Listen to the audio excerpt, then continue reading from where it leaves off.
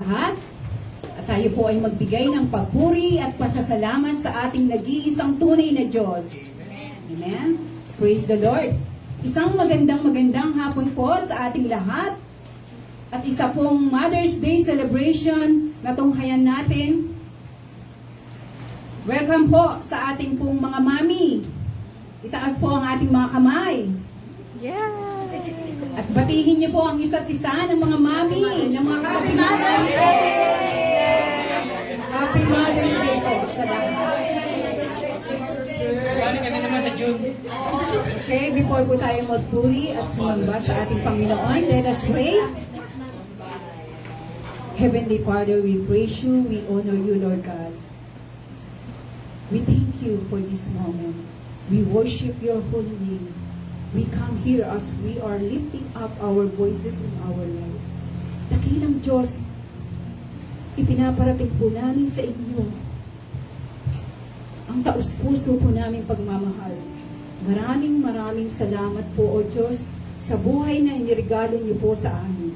Maraming salamat, O Diyos, lalo na po sa amin pong mga ina. We thank you, Lord God, for your faithfulness, for your goodness and mercy, O God. And we give you highest praises and glory and honor. In Jesus' mighty name, and everybody say, Amen. In Psalm 150, sabi po doon ni David, in everything there is breath, praise the Lord.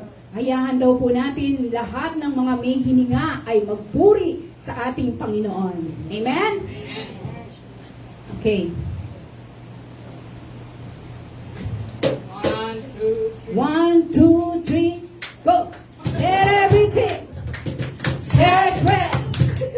Praise the Lord. Praise the Lord. Let everything there is breath. Praise the Lord. Praise the Lord. Praise in the valley. Praise on the mountain. I praise when I'm sure. Praise when I'm doubting.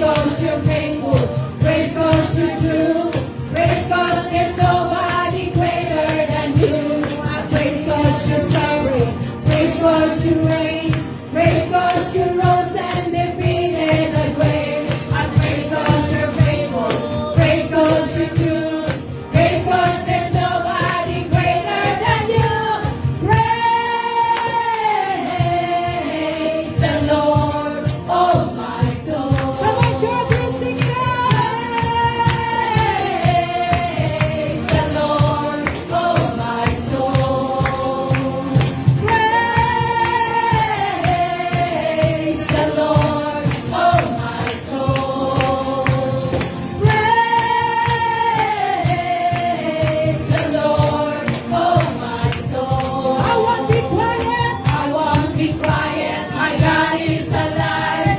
How could I keep it inside? I won't be quiet, my God is alive. How could I keep it inside? I won't be quiet, my God is alive. How could I keep it inside? Praise the Lord, oh my soul. Everything, there is breath, oh my soul. There everything, there is breath. Praise the Lord, praise the Lord. Let everything, there is breath. Praise the Lord, praise the Lord, praise the Lord. Hallelujah.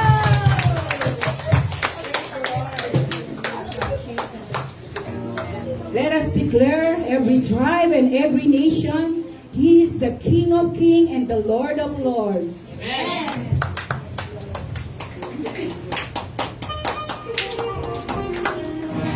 Yes, clap your hands.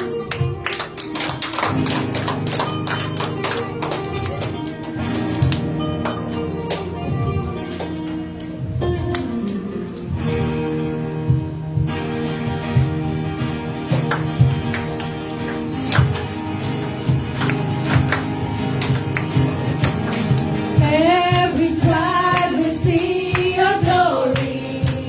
La, la, la, la. Every generation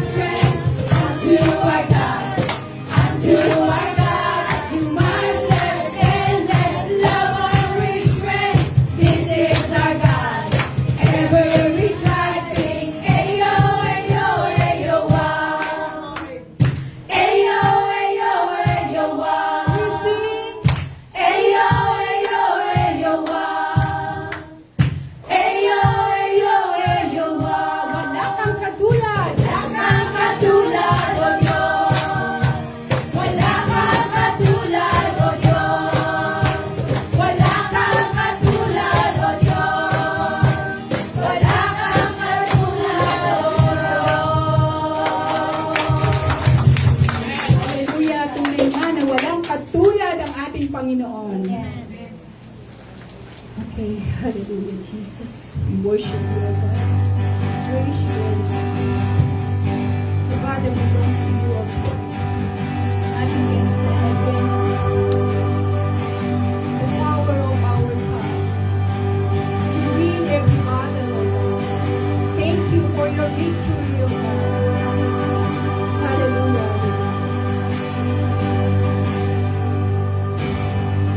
When all I see is the battle, you see my victory.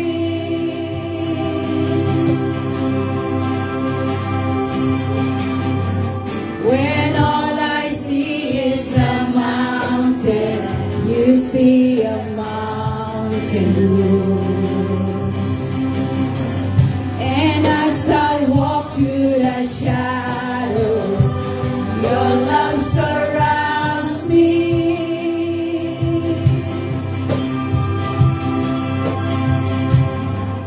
There's nothing to fear now, for I am safe with you. So when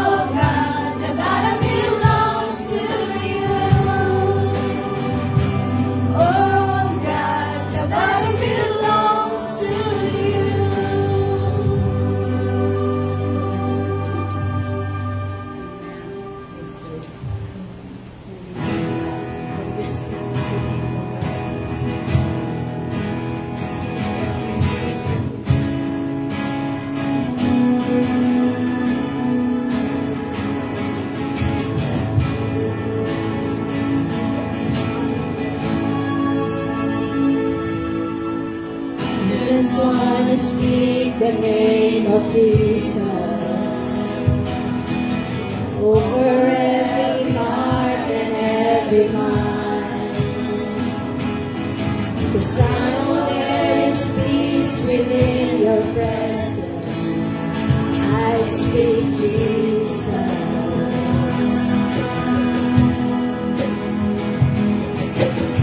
I just want to speak the name of Jesus.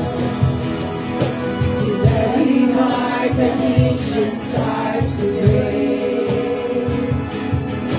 Declaring there is hope and there is freedom. I speak Jesus. Your name is power. Your name is healing. Your name is life. Break every stronghold. Shine through the shadows.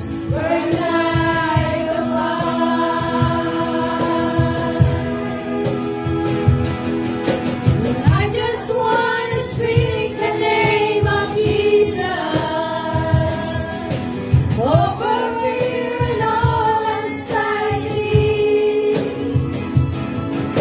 To every soul encountered by depression, I speak Jesus. Your name is power. Your name is healing. Your name is life.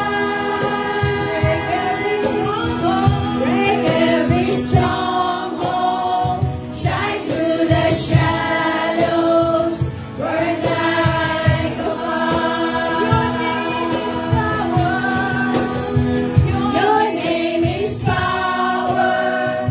Your name is healing. Your name is life. Break every stronghold. Shine through the shadows. Burn like a fire.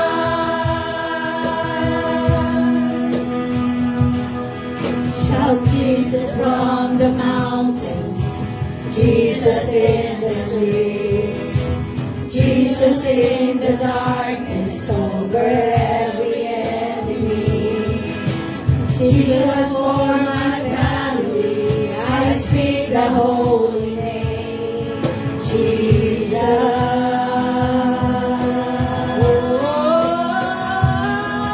Shout Jesus from the mountains, Jesus in the streets, Jesus in the darkness over every enemy.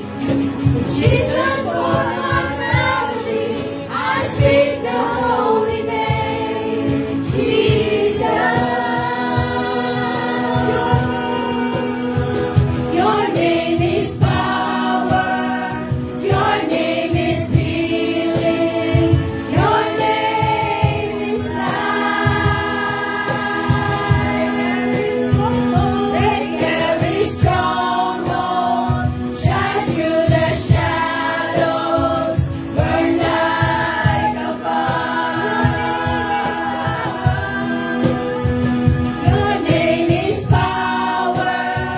Your name is healing. Your name is life. Break every stronghold. Shine through the shadows. Burn like a fire. I just want to speak the name of Jesus over every heart and every mind. 'Cause I know there is peace within your presence. I speak Jesus.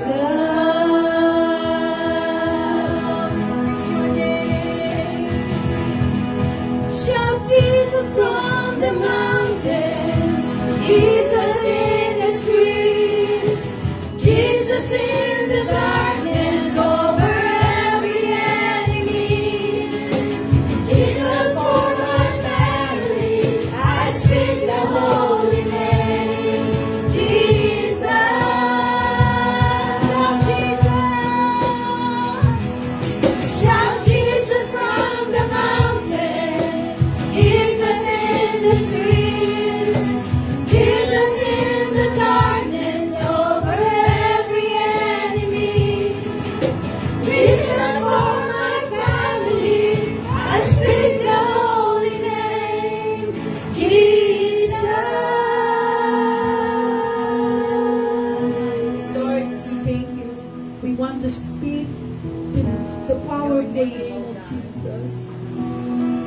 We declare healing right now.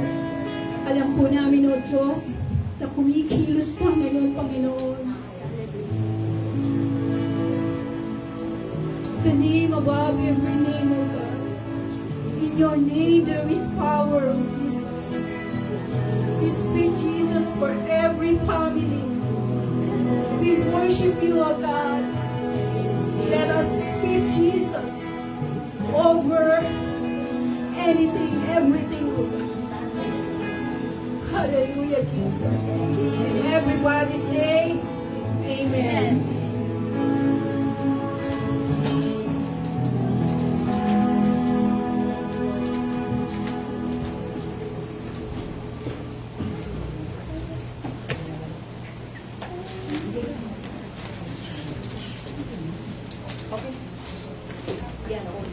Let us pray. Let us pray. Father, we thank you, O Lord. We thank you for the name of Jesus, the name that is above every other name. We thank you that we could come boldly to the throne of grace. We thank you for your goodness and mercy. We thank you, O Lord, that your loving kindness is always fresh for your people. And Lord, Panginoon, patuloy po namin inaangat sa iyo ang aming mga panalangin, O Diyos, ang panalangin namin sa aming bayan, sa Pilipinas, na iyo nga pong ingatan, na iyo nga pong pagpalain, na iyo nga po, Panginoong, hawakan at gabayan ang mga namumuno, O Diyos, na sila ay magkaroon ng pagmamahal sa iyo, takot at pagmamahal sa bayan, Panginoon. Dinadalangin din namin ang Taiwan na iyo nga pong ingatan at panatilihin ang kalayaan, na sa bawat sulok ng lugar na ito ay maipangaral ang Ebanghelyo. Amin din pong inilalapit sa iyo ang panalangin, Panginoon. Inilalapit namin ang Ate Janet, Panginoon, sa kanyang pagkadulas kanina. Dalangin namin na magkaroon siya ng healing, O Lord, sa lahat ng mga speeches, at wala pong damage na natatagal, O Diyos. Sa pangalan po ni Jesus. Patuloy din naming dalangin sa iyo ang gawaing pinagkatiwala niyo sa Taipei International Church. Patuloy naming dalangin na pagpalain niyo ang English service every Sunday. Dalangin namin din na pagpalain niyo po ang gawain doon sa Hualien, ang gawain sa Taoyuan every Saturday, at gawain dito sa Taipei. Patuloy naming dalangin, O Diyos, na iyo nga pong buksan ng mga pintuan.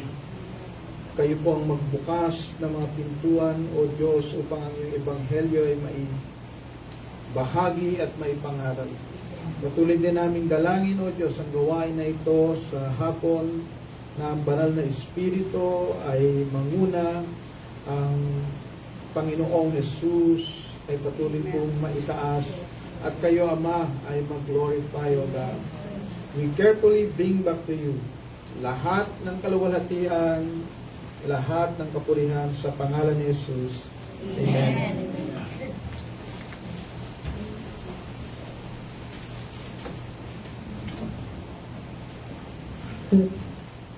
Our scripture reading for nanyak po lahat na magsitayo po tayo.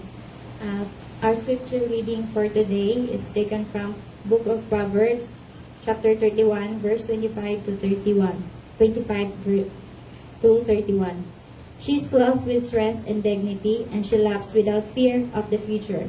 When she speaks, her words are wise, and she gives instructions with kindness. She carefully watches everything in her household and suffers nothing from laziness. Her children stand and bless her. Her husband praises her. There are many virtuous and capable women in the world, but you surpass them all. Charm is deceptive, and beauty does not last, but a woman who fears the Lord will be greatly praised. Reward her for all she has done. Let her deeds publicly declare her praise. Amen. God bless the reading of His word. Amen.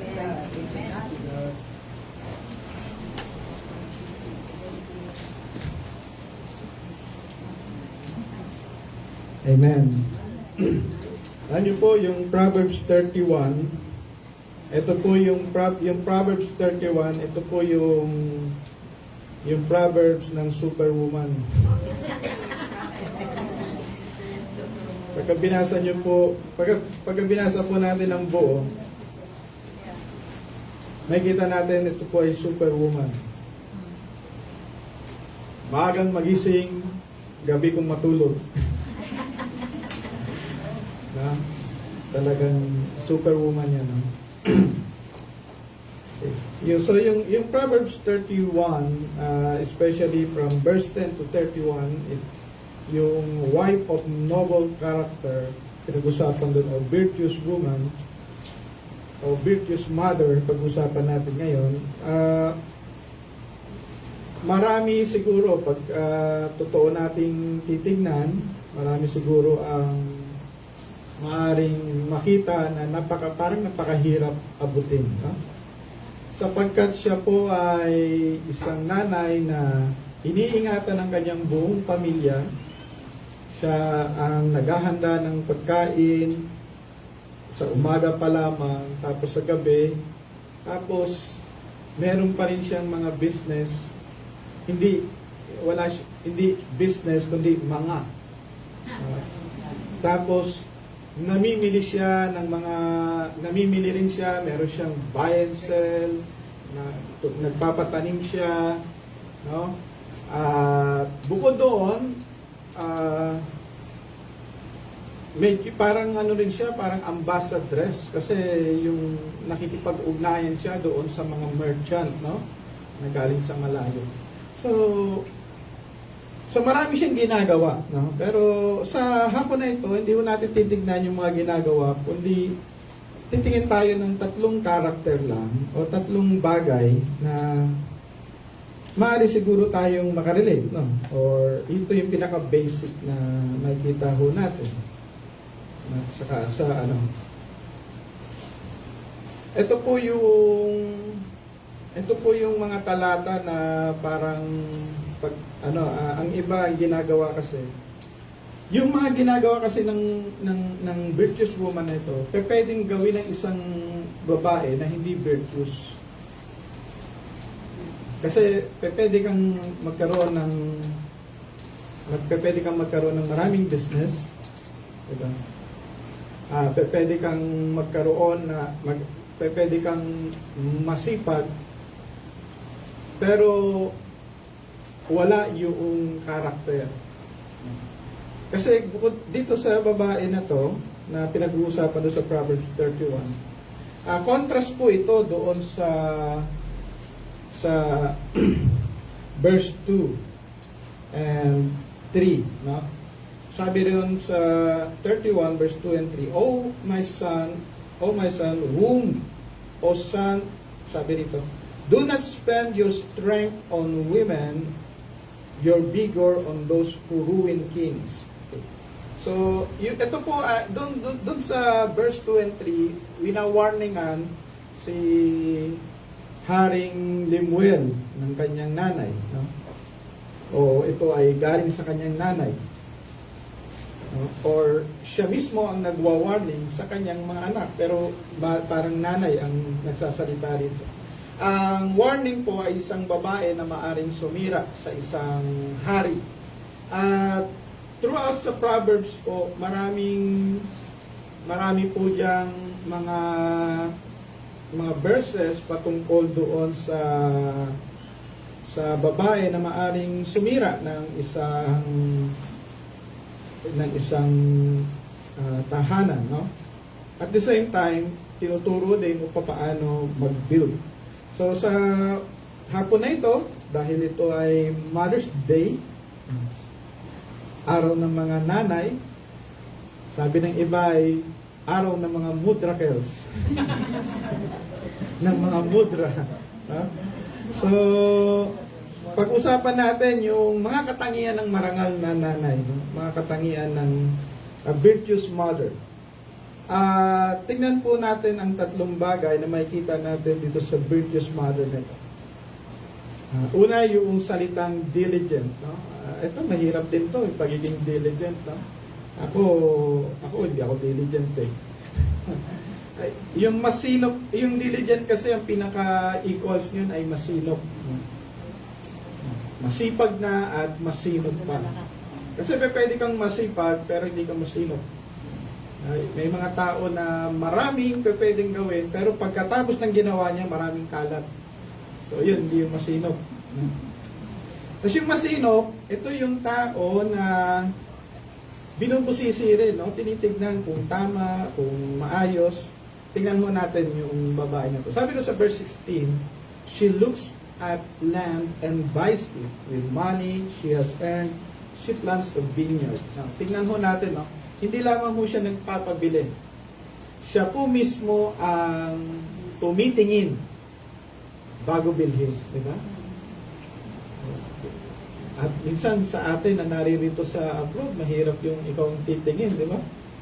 Makikiano ka na lang, aasa ka na lang na tama yung sinabi nung pinatignan mo. Maaring pinatingin mo sa kapatid mo, sa nanay mo, sa kaibigan mo, kaklase mo, di ba? Sabi ng kaklase mo, ay, ang ganda-ganda. Bili mo na yan, kunin mo na. Hindi mo alam na hindi pala maganda. Ang maganda lang ay yung komisyon nung magre-repair, no? Pero yung kanyang kasinupan, hindi niya inaalaw yon, kundi she is the one who looks, no? She is the one who inspects. Ito ay maayos na tinatawag na steward. Siya ay masino. Ano pa? Siya po ay hard worker. Sabi rin sa verse 17, she is a hard worker, strong and industrious. Sabi ko kanina super woman. Diba? Hard worker siya, malakas, industrious. Diba? Oo. Kaya mahirap na, parang mahirap pantayan, ano po? Pero siguro, ang tinitingnan mo natin dito, yung diligence. Yung salitang diligence na to, at yung mga verses ay nagpapakita papaano niya pinapakita yung kanyang pagiging diligent. Sa pagpasok sa negosyo, inaalam niya. No? At pag siya ay nakapasok na, magiging tenacious siya. No? Magpe-persevere siya. Magiging hard worker siya. No? So yung pinasok niya, hindi niya pababayaan. She will work hard on it.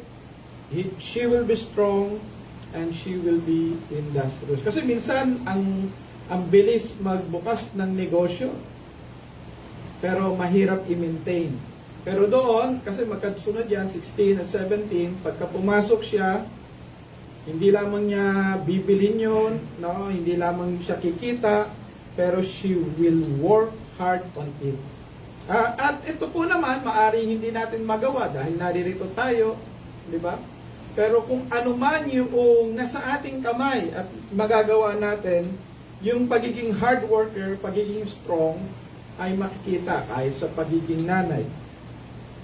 And then sa verse 18, sabi rito, she knows the value of everything she makes and works late into the night. Yung maaga yung magpakain, tapos she works late into the night. Dahil tingnan ho natin, she knows the value of everything she makes.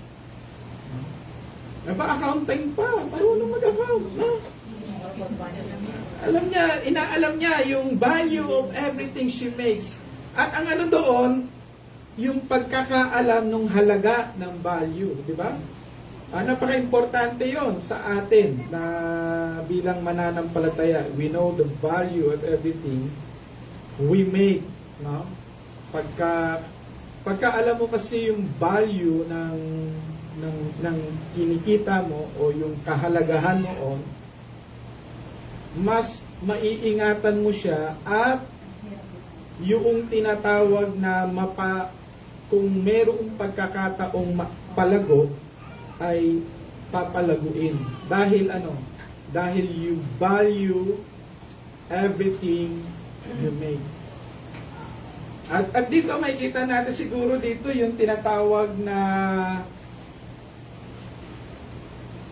paggawa ng mainam, no? O sa English, yung excellence, di ba?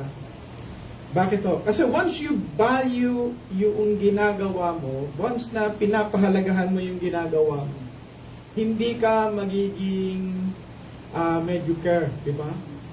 Kasi yung ano lang, sige, gawin natin yan. Basta ilagay natin to, yung wala pang nag-isipan. Merong mga ganun tayo, di ba? Pero pagka alam mo yung may halaga yung ginagawa mo, gaano man kaliit yon, gaano man tingin nila insignificant, pero sa iyo significant yon. Bakit? Alam mo yung value.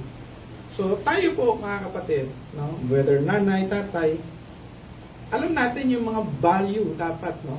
Yung value ng ini-invest nating time, yung value na ibinibigay nating word of encouragement sa isang tao, sa isang anak, yung ating pag-spend doon or pagiging magulang sa ating mga anak. Kung alam natin yon, yung value nun, no? Hindi mo lamang siya gagawin dahil pinagagawa sa iyo, paghuhusayan mo siya. That is knowing the value of everything. No? Pinaghuhusayan mo dahil alam mo yung kahalagahan yon, yung magiging impact nyon sa future. Okay. Pang-apat, she doesn't worry when it snow because her family has warm clothing. Yung, ito po, hindi lamang naman ito patungkol sa snow o sa, kundi ito'y kahandaan sa magiging challenges sa future. At kung nagawa mo yung tatlo, no? Nakuha mo yung opportunity nung dumating sa'yo, pinagtrabahuan mo, at pinahalagahan mo, ang magiging result nyon, you will not worry. Bakit ho? You done your part. No? Pinahalagahan niya. So, ito siya po ay isang masipag at masinop sa kanyang mga ginagawa. Something to do with her hand. No? At napaka-importante yun. Bakit ho? Kasi yung mga ginagawa natin sa ating kamay, o ginagawa natin, ay hindi lamang ginagawa natin dahil may lakas tayo. Nagagawa natin yan dahil may buhay tayo. Amen. At ang tinatanim natin doon ay buhay. Hindi lamang effort. Bakit ho? Kasi yung time na nilalagay mo doon ay part ng buhay natin. At yung time na yon hindi yun maibabalik. That's why we need to value everything. Bakit ho? Kasi yung inilagay mo na effort doon, maaaring natuto ka, maaaring ano, pero yung time na napakahalaga, hindi na mababalik. That's why na mainam na tayo po ay maging masinop. O itong virtues na nanay na ito, siya po ay masinop.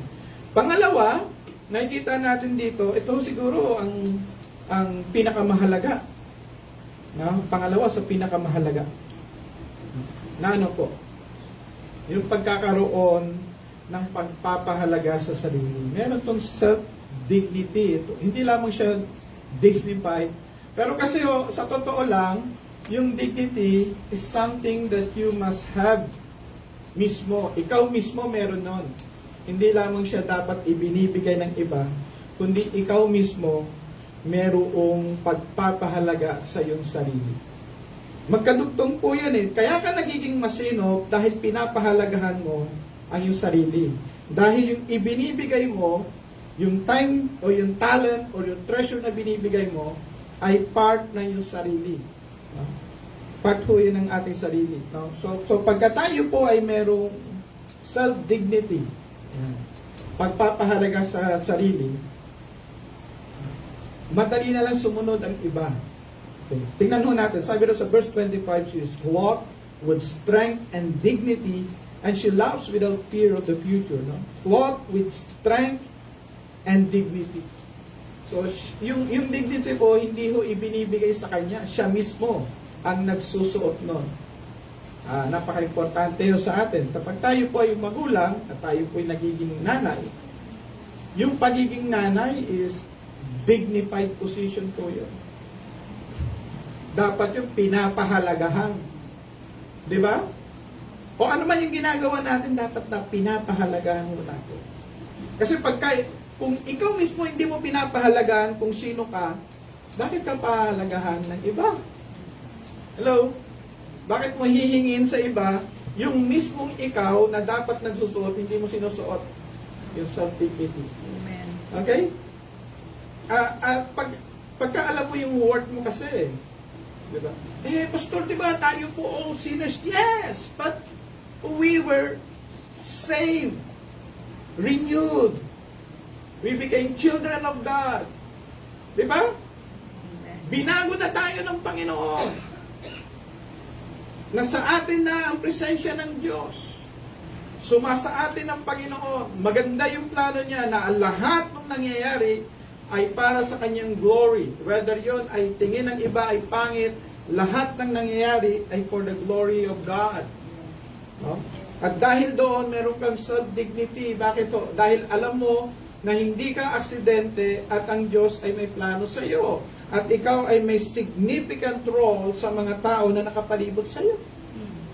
No? Especially if you're a mother, you have the biggest role para sa iyong mga anak. At kung isa man yon na mahuhubog mo, ay mas mainam yon. Now, no? Ang isang Solomon ay may isang nanay na naghubog sa kanya. Remember, yung tatay niya ay hari at laging nasa gera. Kasi nung lagi kasama? Yung nanay. Diba? Kaya hindi po siya mababang uri, kundi napakahalaga. Bakit po?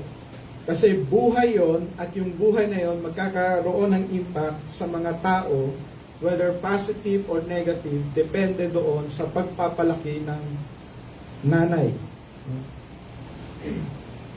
Verse 25, sabi rito, she is strong and respected and not afraid of the future. Ayun na naman, no? Yung pagbagong salin yon, yung parehas lang yon, no? Strong and respected.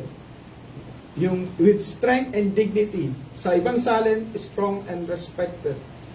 Okay, tingnan pa ho natin yung verse 26. She speaks a gentle wisdom. Yeah, alam nyo, napaka-inam yan. Napakasarap na ano yan. Sa mga, lalo na sa mga asawa, lalaki. Lagi mo sabihin, you speak with gentle wisdom. Di ba?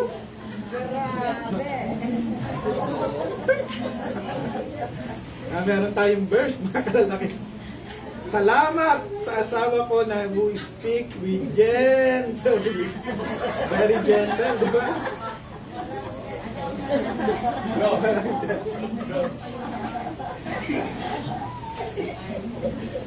Hindi lang gentle with wisdom pa, di ba? At yung biro ninyo, yun po yung ano yung po yung pagpapakita bakit si Solomon, no? Si Solomon ay naroon sa environment na yung nanay niya speak with gentle wisdom. At naipamana niya yon at makita natin papaano lumaki si Solomon na wise with wisdom.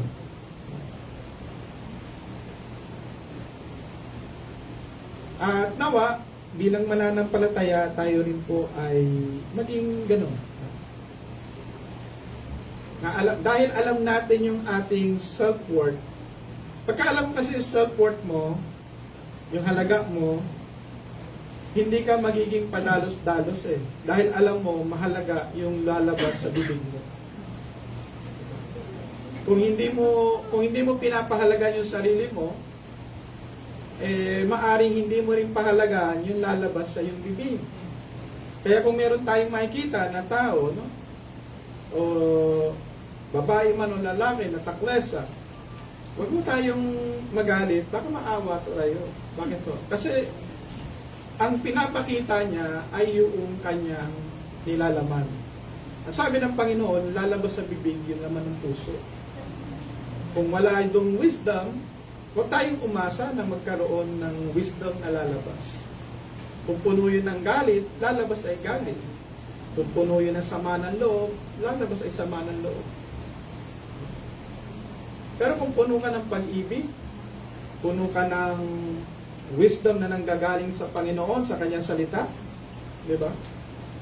lalabas at lalabas din yun. Lalabas sa iyong pananalita, lalabas sa iyong kilos, lalabas sa iyong pamumuhay. She has self-dignity. Okay. At dahil nga doon, dahil she is clothed with strength and dignity, and she speak with gentle wisdom, ano ang result niya? She deserves the respect of everyone. Yung respect ay nanggagaling dahil first, you respect yourself. Ni-respect mo yung sarili mo, at ikaw ngayon ay papahalagahan. Kaya po yung pagpapahalaga ay nanggagaling mismo sa ating sarili. Paano natin pahalagaan yung sarili natin? Kaya nga siguro kanina pagpasok, uy, parang naiba. Ang iba ay may mga meta. Ang ganda ng damit. Bakit no? Kasi pinapahalagaan mo yung sarili mo. Merong self-dignity. Pangatlo, she is devoted to her family. Siya ay tapat sa kanyang pamilya.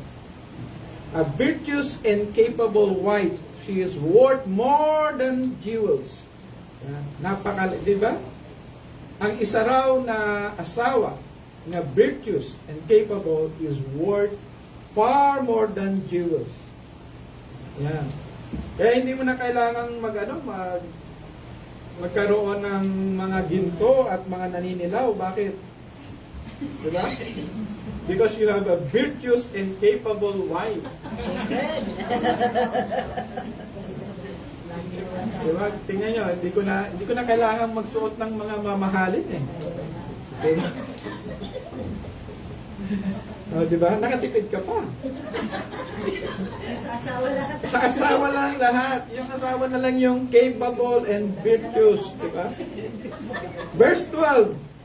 As long as she lives, she does him good and never harm. No? Yung she does him good, siya, yung ginagawa niya ay sa kabutihan ng kanyang asawang lalaki. Diba? And never harm. And then verse 27, she is always busy and looks after her family needs. Minsan, itong verse 27, pagka tinignan natin, busy pero looks after your family needs. Parang ang hirap pagsamahin yan, di ba? Kasi busy siya sa maraming bagay eh. Pero kahit na busy siya, hindi niya kinakalimutan ang kanyang priority ay kanyang pamilya. Amen. She is always busy and looks after her family needs. Pwede nga yung but, she looks after her family needs. Amen. Hindi lisensya ang kabisihan para pabayaan ang pamilya. Amen. Nawa ay maging malinaw po sa atin yun, no? Whether tatay o nanay. Pero minsan talaga, lalo na sa kabataan natin at naghahabol tayo ng kabuhayan, magiging busy tayo. But the Bible is teaching us, yes, we can be busy about many things, but we should always look after our family needs. Bakit? Sila po yung ating priority. At ang result nyon, her children show their appreciation. Amen.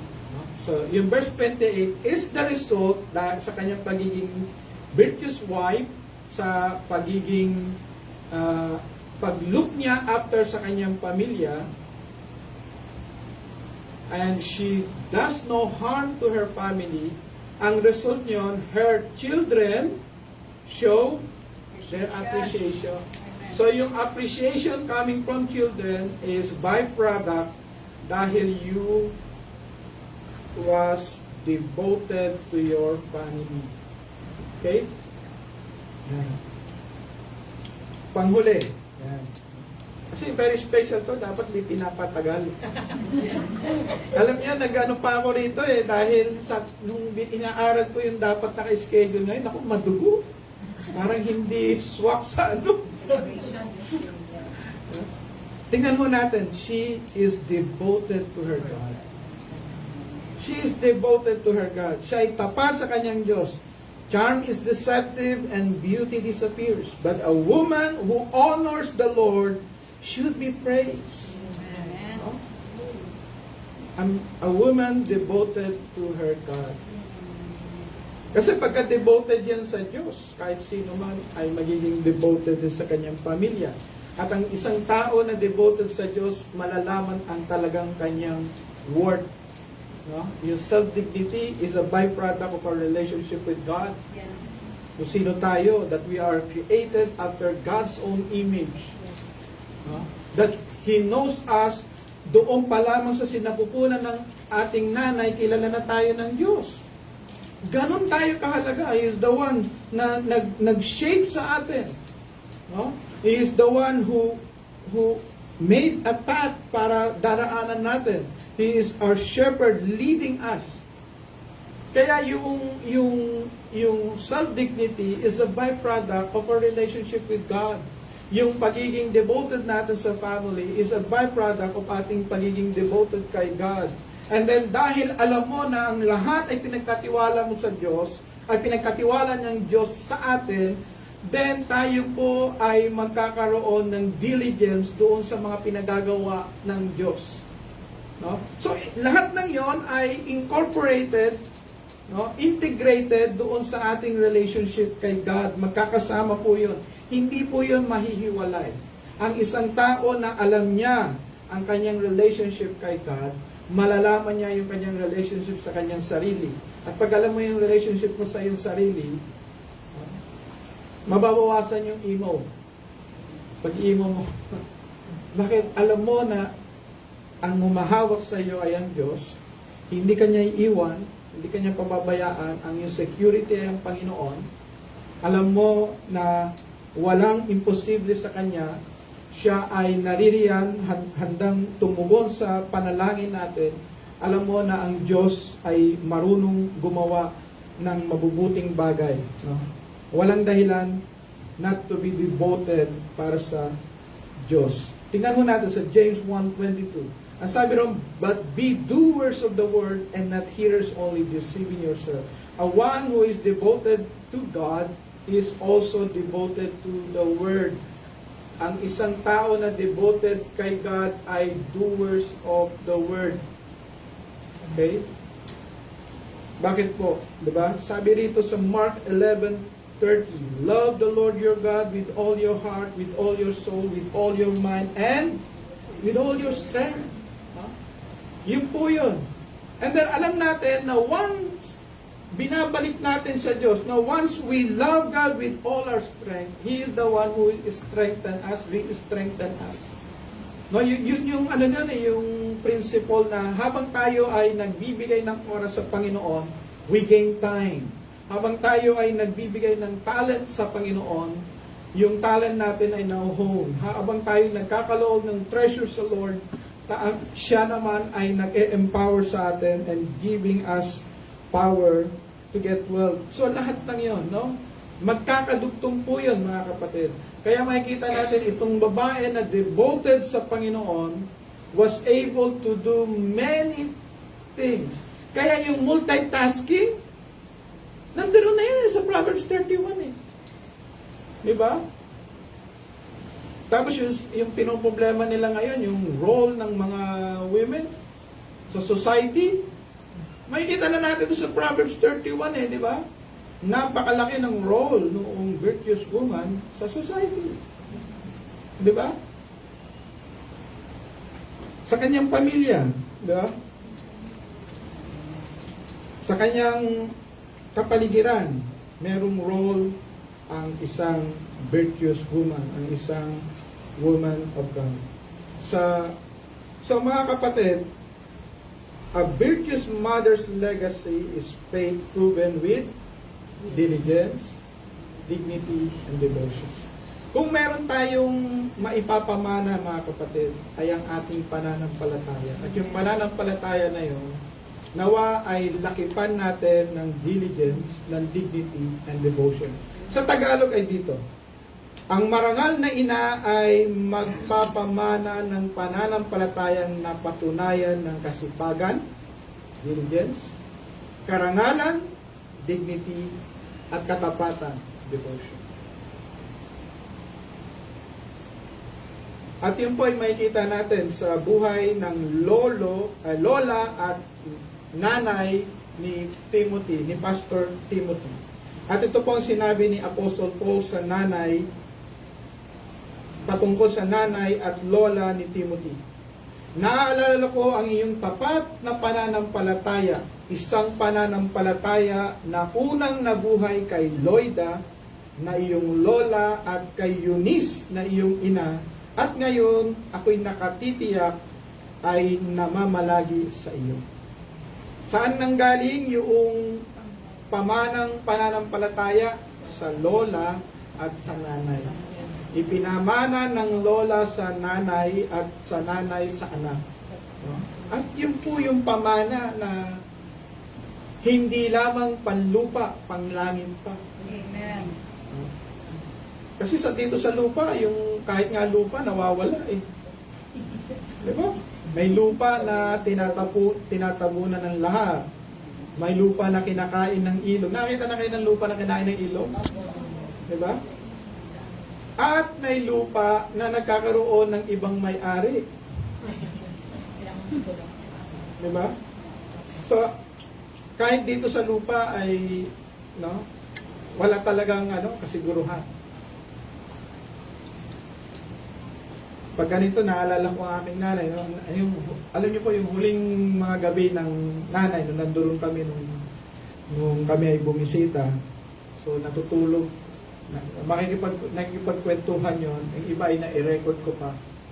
Ang kwento niya, yung bago mag World War II, pinasama siya ng tatay niya, at maghapon yon, hindi pa nila natatapos lakarin o ikutin yung kanilang lupa doon sa Leyte. At meron siyang mga tauhan, at sila ay 4 na babae, magkakapatid, at sunod-sunod na puro babae na hindi pa nag-aaral. At dumating yung World War II. Nasawi yung kanyang mga magulang. Yung mismong tagapangalaga o pinagkatiwalaan ng kanilang lupa ay ginawa silang kasambahay, katulong. Hindi sila pinag-aral. At dahil hindi pinag-aral, napapirma yung panganay o yung isa doon sa mga ate.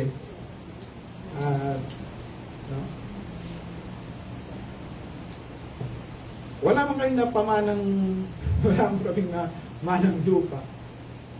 Yung kwento niya kasi, hindi matapos maghapon, hindi mo matatapos. Kailangan ilang araw bago maikot yon. At may mga tauhan daw ang lolo, sabi ng nanay. Hindi man namin namana yung lupa na kinikwento niya, yung pagtitiwala na may mabuting plano pa rin ng Diyos ay naipamana naman. At yun ay maglalas. At may ipapamana namin din sa amin. So mga kapatid, ano ba ang pinapamana natin sa ating mga anak? Nawa hindi lamang yung ating padala tuwing every month. Nawa ay pamanahan natin sila ng pananampalataya. At hindi lamang pananampalatayang sinasabi, kundi pananampalatayang kinakabuhay. With diligence, with dignity, and devotion. Tayo po'y manalangin. Panginoon at dakilang Diyos, Ama naming mapagpala, sa hapon na ito, kami ay nagpapasalamat na may panahon kaming i-celebrate ang araw ng mga ina o Diyos. Nagpapasalamat kami sapagkat ang iyong salita ay totoo at tunay. Dalangin po namin nawa ang bawat isa ay maging katulad ni Loida, maging katulad ni Eunice, na ang kanilang pananampalatayang napatunayan ng kasipagan, karangalan at katapatan ay maipamana rin sa mga susunod na henerasyon. Sa pangalan po ni Jesus, Amen. Amen.